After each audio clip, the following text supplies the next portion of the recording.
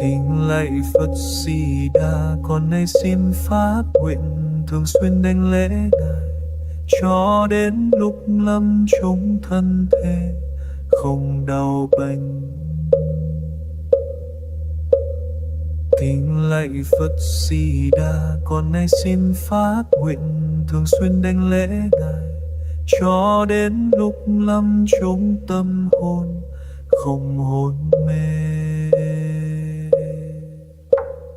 Kính lạy Phật Di Đà, con nay xin phát nguyện thường xuyên đảnh lễ Ngài, cho đến lúc lâm chung không tham đắm ngu dục. Kính lạy Phật Di Đà, con nay xin phát nguyện thường xuyên đảnh lễ Ngài, cho đến lúc lâm chung tâm niệm Phật Di Đà.